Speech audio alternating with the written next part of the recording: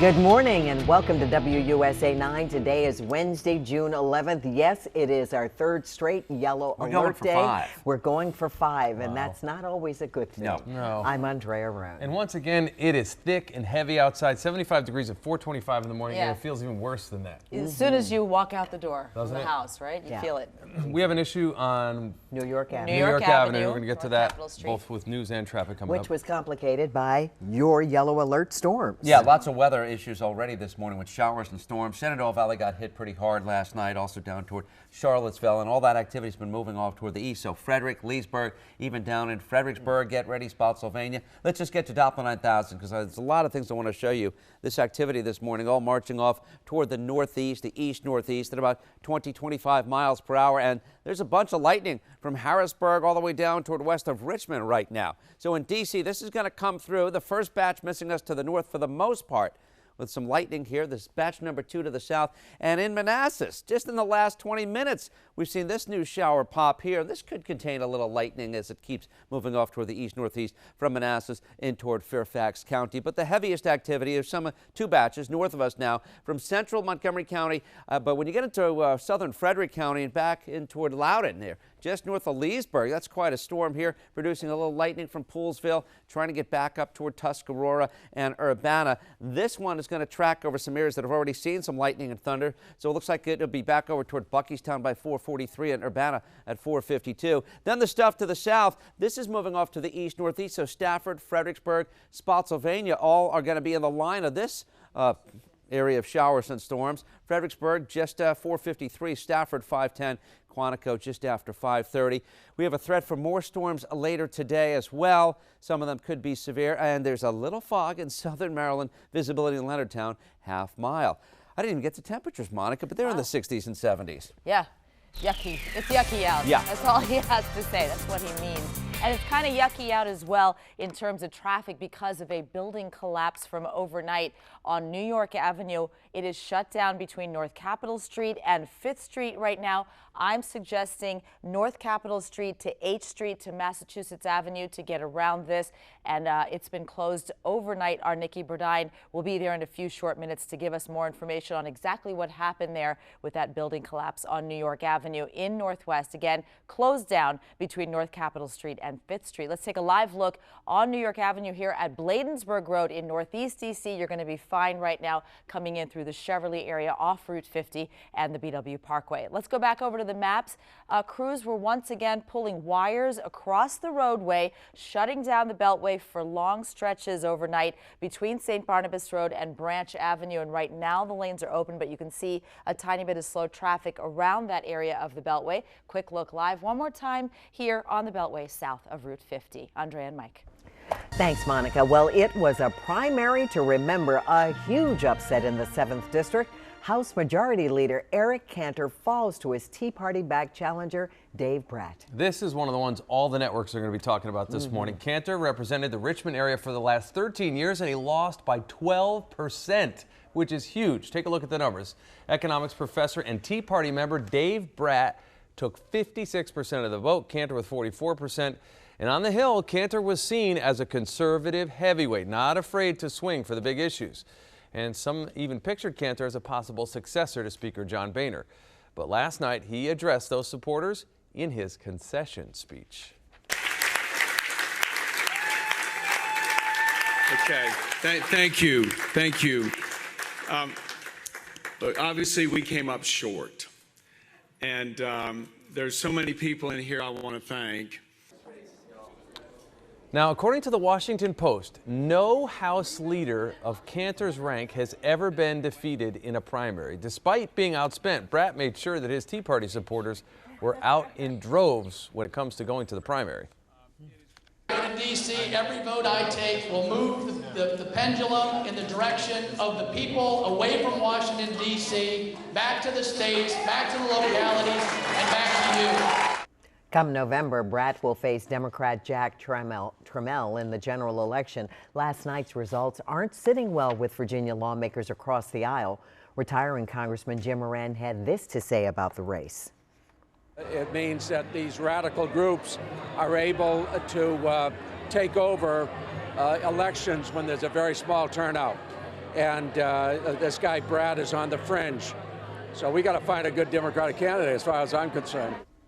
Now, Congressman Moran's seat in the 8th District was up for grabs last night. The Democrat has been in office for 24 years and has said he's not seeking re-election. 7 candidates were vying for the seat, but only one came out on top. And there were no upsets in Virginia's 8th District. Former Lieutenant Governor Don Beyer won the primary with a sweeping majority, nearly 46% of the vote. Delegate Patrick Hope took 18%, while State Senator Adam Evan received 14%. Beyer was considered the frontrunner.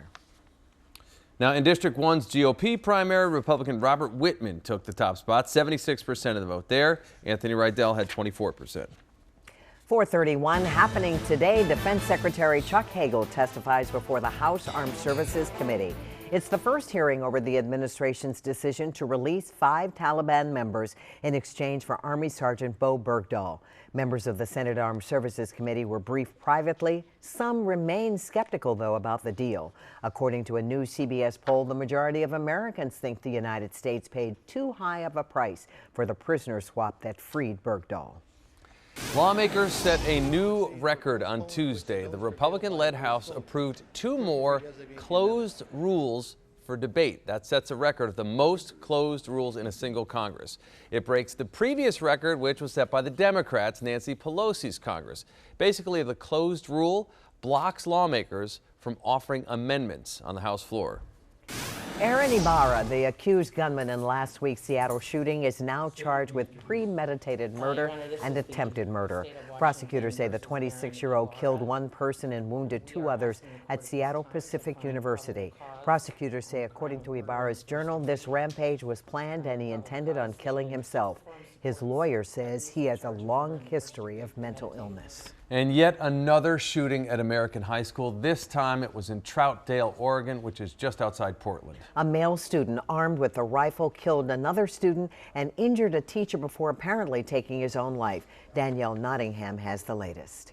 Priority call, Reynolds High School. Got a report of shots fired in the locker room. At least 1 person down. Medicals responding, code 3. The shots fired inside Reynolds High School sent students scattering just after 8 o'clock in the morning. The school was locked down. We just heard 2 gunshots. Everyone was freaking out, and we all ran into the weight room hallway, and we just hid and locked all the doors. And there was just a bunch of gunshots everywhere. A lone gunman with a rifle fatally shot a student inside the locker room and injured a teacher before apparently killing himself in a school bathroom. We have identified the victim in today's shooting as 14-year-old Emilio Hoffman, a freshman at Reynolds High School. Authorities have tentatively identified the gunman, but are not releasing his name, age, or the kind of rifle he used. Tuesday's shooting was the 74th at a school in the 77 weeks since the massacre in Newtown, Connecticut. President Obama expressed frustration over this uniquely American problem. We're the only developed country on earth where this happens. And it happens now once a week. Counselors are being made available to students who should be celebrating the start of summer break. Danielle Nottingham, CBS News, Los Angeles. Police and school officials credit first responders for saving lives at the school. The high school is going to remain closed during the investigation. Is a popular restaurant chain the latest security breach victim? That's coming up in today's Your Money Report. And never mind Yellow Alert Day, this is a Yellow Alert Week. When is this mess going to be over? Howard's got the weekend forecast coming up.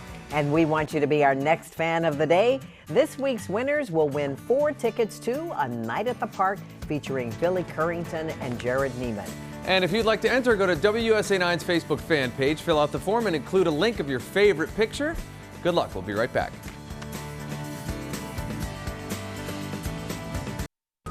This is a Yellow Alert Day. Now, here's WUSA 9's First Alert Weather. 4:37, we're watching 2 batches of showers and storms now. One from Leesburg to Frederick into Carroll County, even scattered about Montgomery County. Then down toward Goldvein in southern Fauquier County. A lot of lightning there. That goes down through Spotsylvania, approaching Ladysmith and Fredericksburg. So we've got some showers and storms this morning, some patchy fog, and we'll do it again later this afternoon into the evening. Be a hot, humid day with highs 85 to 90. Back with a 7-day forecast, looking ahead to a Father's Day weekend in a few. Right now, Monica and Time Saver Traffic. Crews have been dealing with a building collapse over on the inbound side of New York Avenue. This closure you're seeing live here at North Capitol Street, right near 1st Street Northwest. I'm suggesting that you use North Cap to H Street to Massachusetts Avenue as your alternate route. This will severely affect the rush hour if those lanes remain closed within the next half hour or so. Also, 3 right lanes closed on the outer loop near New Hampshire Avenue. I'll have more on that coming up. Back to you guys. 4:38, time for the first Your Money segment of the morning. Delia Gonzalez joins us in the studio with the business headlines. Yet another record day. Right, a little bit of a mixed bag on Wall Street, but some really good news for the Dow. The Dow jumped into record territory once again. The S&P 500, not so lucky, retreating into the red this time.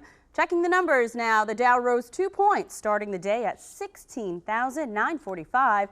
The S&P 500 lost about half a point. The Nasdaq gained close to 2. And in a $500 million all-cash deal, Google announced it's buying satellite company Skybox Imaging. Now, Skybox will reportedly provide images of Google's mapping service. Both Google and Facebook seem to be in a space race of sorts, picking up several satellite and drone companies lately. This is Google's second high-profile purchase of an aerospace company so far this year. Shares of Google fell following the announcement of their latest acquisition. And the popular restaurant, P.F. Chang, we all know them well, investigating a possible data breach.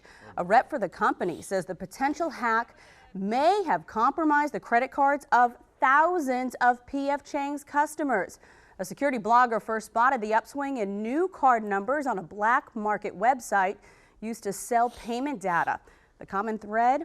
All the cards had recently been swiped at P.F. Chang's. The company says they're working with investigators. This is the first significant appearance of information stolen from credit cards since March. Overwhelmed yet optimistic. That's the verdict on millennials and how they're dealing with debt. A new Wells Fargo study found that 4 in 10 millennials are feeling overwhelmed, with almost half of them spending the majority of their paycheck paying off debt. The study also found more than half are reportedly living paycheck to paycheck, but there's always a silver lining, right? 72% said they're confident they'll be able to save enough to have the lifestyle they want in the future. Things are looking up for them, I guess. The U.S. labor market improving. That's good news. Last month, the nation finally recovered all 8.7 million jobs lost during the financial crisis. And a closer look at the numbers, really good news for women, shows women are doing a better job at growth than men. According to the Labor Department, men have nearly 700,000 fewer jobs now when the recession began in December 2007, but women have fared far better. Women recovered all their lost jobs last year. Experts say male-dominated professions like construction and manufacturing may be returning to the market in different ways, though, while jobs dominated by women, like education and healthcare, have been growing. So certainly some good news for those industries. Seems like men have to reinvent themselves a bit, though. Well, that too, but you wonder about the salaries that women are getting in the jobs that they have. Right. They may have taken some of the jobs that the men owned for lesser compensation. And there's a huge discrepancy, of course, with the payment. But maybe that good news will trickle into Wall Street, like we were talking about. We hope so, yeah. Some more folks investing. I know. It We could happen. could get 17,000 before the end of summer. 17,000 what? Imagine. Oh, yeah, I know on the Dow. Yeah. Yeah, Yeah. that'd be amazing. some really good news. Yeah. Thank you, Delia. All right, thanks, Delia. Well, more Americans are developing diabetes now than ever before. That's coming up in this morning's Health Alert. Plus, another round of storms on the way. When and where they'll hit up next in Howard's First Alert weather forecast. Congratulations, WUSA 9, for being the Associated Press Outstanding News Operation of the Year.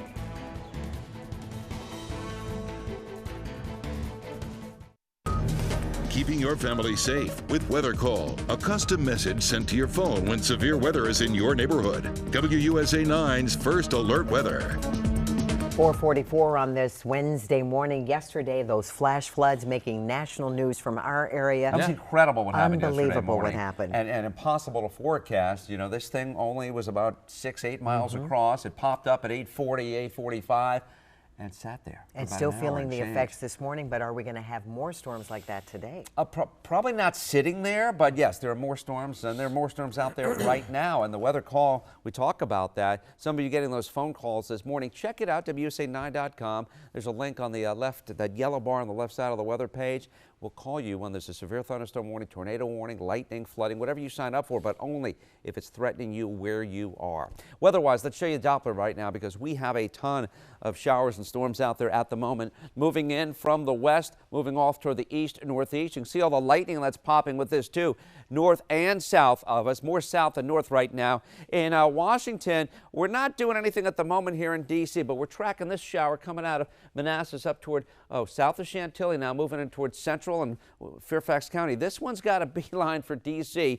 And it's moving about 25 miles an hour, so give it an hour and change, so potentially 5:45, 6:15, we'll have to watch that one. To the north, though, we're seeing a lot more activity scattered about in Montgomery and Howard County. Boy, it gets heavy north of I-70. This has been about the strongest thing I'm watching. There's some I know from Leesburg up to Brunswick. But in northwestern Montgomery County, coming out of the Poolsville area, we've been tracking this. It's been producing some lightning as well. This will head over toward Clarksburg at 4:48, Damascus at 5 o'clock, and over toward Lisbon and Howard County at about 5:19. Off to the south, we've got also some strong thunderstorms here from Goldvein here over toward Bealton and Midland and southern Fauquier County. This is going down toward Ladysmith, mainly just west of I-95 through Spotsylvania, but Fredericksburg, Stafford, Quantico, it's all moving in your direction. You can see south of Midland, the bulk of it now in the southern Fauquier, and it's all moving, as I said, east northeast at about 25 miles an hour. So, I've got to get back to that graphic there, and I'll show you here. It's going over toward Montclair 522, Stafford 504, and Nanjemoy, if it holds together, in Charles County at about 536, and I think it will hold together. Now outside in D.C., we've got lots of clouds at the moment. Quiet. Day planner. It's going to be another hot, humid day with 84 by noon. Scattered thunderstorms this afternoon and evening. I think the bigger threat will be in Virginia than Maryland.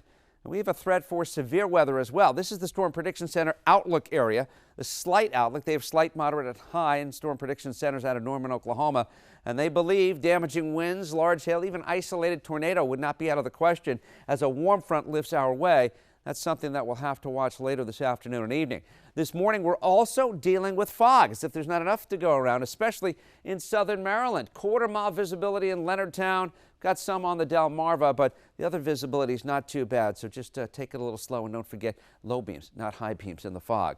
Soupy out there. They said it early. Mike and Andrea were talking about how thick it was, and temperatures are in the low to mid 70s in the metro, a few 60s with the rain up in Winchester, Hagerstown, and Frederick this morning, but a lot of humidity as dew points are at 70 degrees in Washington, temperature 75, and a light northeast wind at 5 miles an hour. So we'll have this warm front lifting to the north, and it does appear once we get rid of the morning showers and storms that we'll get a decent break middle of the day, and then late this afternoon it's going to be this area out toward the Blue Ridge, the Shenandoah Valley especially. We've got to pay attention for late afternoon. This could be some of the strongest weather we'll be watching, and then we'll have to watch it tonight. It'll weaken, and then tomorrow and Friday, yes, more showers and storms. This pattern will break by the weekend, but today, upper 80s, scattered shower storms. Some could be severe late out, generally west of D.C. 72 tonight. Tomorrow, 85. Friday, 85 with more showers and storms. This weekend, going to be a whole lot better. Drier Saturday, 84. Father's Day, 86. And then more storms return on Monday, upper 80s. Monica, Sam, Tani, hope you got a lot less to talk about than I do. I am very, very busy this morning, unfortunately. First of all, a live look here at the closure on the inbound side of New York Avenue, so the kind of top right side of your screen where there was a building collapse on New York Avenue near 1st Street Northwest. So it is completely shut down right now. And yes, this is with the rush hour flow, so it is absolutely going to affect your ride this morning. Let's take a look at a graphic so I can show you what I think you should do. Is if you're traveling on the inbound side of New York Avenue, go ahead and take North Capitol Street to the south, go over to 8th Street and head on to Massachusetts Avenue, and that'll help you get kind of around that entire area and that closure. If it remains there any longer, it again will absolutely affect your ride. Our Nikki Burdine will be there in a few short minutes to give us exactly what police are saying happened there and what they're saying about opening up the roadway. In the meantime, let's go over to another graphic, this time on the outer loop of the Beltway. Emergency road repair on the outer loop. It's after New Hampshire Avenue, close to University Boulevard. 3 right lanes are closed. We'll take a live look at New Hampshire. Right now, the volume here is light, but a quick and abrupt slowdown approaching that construction zone. Back to you guys. Thanks, Monica. It is 4:49. Are gas prices driving you crazy? Well, WUSA 9 wants to help you find the cheapest places to fill up. We're checking AAA's website every day to find you the best and worst prices in your area. This morning, we head to Lanham and the PG Fuel Station on Annapolis Road. There, you'll pay $3.55 a gallon. The most expensive gallon of regular unleaded in Lanham is at the Shell on Martin Luther King Jr. Highway. That's going to cost you $3.80 a gallon, according to AAA Mid-Atlantic website. Now, we're not just tracking cheaper gas prices for you. We're also going to help fill your tank for the entire summer. All you have to do is text the word gas to 25543, and that will show you where to enter to win $1,000 in gas from WUSA 9. The sweepstakes runs until June 20th, so enter now. Text gas to 25543. In this morning's Health Alert, health officials say they are seeing an alarming spike in diabetes. New data from the Centers for Disease Control and Prevention shows more than 29 million Americans have diabetes, and that's up from 26 million just in 2010.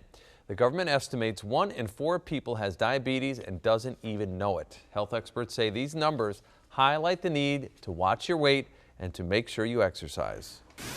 A recent survey of pregnant women found most are eating little or no fish, largely due to the concern over mercury levels harming brain development. Now the Food and Drug Administration and the Environmental Protection Agency are trying to clear up questions so more pregnant and breastfeeding women as well as children eat more fish. The new guidelines recommend eating at least 8 ounces of seafood low in mercury 2 to 3 times a week. Some fish lower in mercury are shrimp, salmon, tilapia, and cod. But health officials say steer clear of swordfish and shark. Olympic swimmer Amy Van Dyken-Roon remains hospitalized following an ATV crash. She suffered a devastating spinal injury that was once considered irreversible. But thanks to a new treatment, that could all be changing. Don Daler reports. Amy Van Dyken-Roon posted these photos from her hospital bed on Instagram. One caption reads, "Doing great today. My room is the most decorated in ICU. Thanks for your thoughts and prayers." Last Friday, Van Dyken was riding an all-terrain vehicle when she flipped down an embankment. The 6-time Olympic gold medalist was airlifted to a hospital in Scottsdale, Arizona, where she underwent emergency surgery. Over the weekend, a family member posted this statement. Amy's spinal cord was completely severed at the T11 vertebra, but miraculously, a broken vertebra stopped within millimeters of rupturing her aorta. The T11 vertebra is in the middle of the back. Doctors say a complete severing of the spine is rare. I never had any progress back as far as movement. Doctors thought Dustin Shilcox's spine was completely severed after a car accident 4 years ago. Researchers at the University of Louisville implanted an electronic spinal cord stimulator into his lower back. In April, Shilcox told Dr. John LaPook the experimental therapy allowed him to move his legs and wiggle his toes by thought. When I think to move my leg or toe or my ankles, it's when I'm turned on, I can do it. It's really cool. The procedure worked in all 4 patients it was tried on. Left leg up. A major finding from the research was the discovery that a spine that appears to be completely severed may still have microscopic connections. Dr. Susan Harkema directs the research. The fact that they can only move when the stimulator is on tells us that there must be some connections left from the brain. But because we can't detect them any other way, they must be very, very small. Well, Van Dyken's husband says they do hope the spine isn't completely severed, and they haven't talked about what treatment may be best for Amy. But the advancements in spinal cord treatments do offer hope. It is 4:54 just about. Let's look at the question of the morning on our Facebook fan page now. According to a survey, Americans lose this item more than any other. Is it A, a cell phone charger, B, a set of keys, or C, a pair of sunglasses? Post your guess and comments on our WUSA 9 Facebook page. I raised my hand at 2 out of 3. We'll reveal the correct answer to the survey in our 6 a.m. hour. It's 4:54. We'll be right back.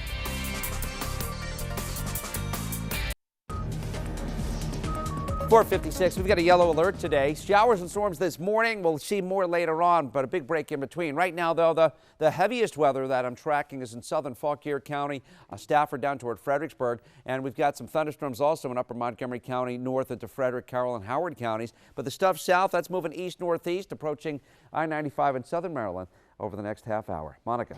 A live look at the closure here on the inbound side of New York Avenue at 1st Street Northwest. It's been this way overnight and will affect the early morning rush hour. I'll have alternate routes coming up in my next report. Back to you guys. He's been called one of the greatest inventors of our time. I'm talking about Elon Musk, who made a pit stop in Washington last night. The CEO of Tesla and, of course, SpaceX was at the museum to unveil his brand new spaceship. Kristen Fisher caught up with him alongside the new Dragon 2 capsule. 2 years ago, SpaceX became the first private company in history to send a spacecraft to the space station. That capsule was only for cargo, but Dragon 2.0 was made for astronauts. Founder and CEO Elon Musk showed off his new spaceship to DC's VIPs. It's helpful for the elected legislators who hold access to the purse strings to know what it is that they might be buying. And the crazy thing about it, this isn't just a mock-up. This is the actual spaceship that will someday go into space. So this is the interior of the Dragon capsule. You can see it has the functionality of a NASA space shuttle. You've got 7 seats for 7 astronauts, but it also has the look and feel of being inside an Apple store. It's super sleek, super futuristic. You've got your seats down here and up here, the control panel, which is what will guide the astronauts back down to Earth. To space and back. Right now, for NASA astronauts, that trip requires a ride on a Russian rocket. Our biggest rival in the great space race is now our only ticket into orbit. I think it's terrible. It's terrible that, I mean, can you imagine if you went back 40 years ago and told people that, in 2014, the United States would be at the mercy of Russia for access to low Earth orbit, let alone the moon or anything else? I mean, people would have thought you were insane. So it's just incredible that we're in this position. Something needs to be done to get us out of it. Maybe the Dragon capsule can fix that. Exactly. In Washington, Kristen Fisher, WUSA 9. And of course, Kristen gets all excited for space-related stories because both of her parents were astronauts. In fact, her mother, Dr. Anna Fisher, was the first mom in space, and that is our Kristen Fisher. Aww. Inside her mom's space outfit. In a real spacesuit. Is she not adorable or what? She is adorable. And Anna's status is still active with NASA. She told us here that she's preparing the next generation of astronauts for whatever the challenge is going to be. She's helping to train them, yeah. Exactly, and her dad is a physician. So great family. Great family.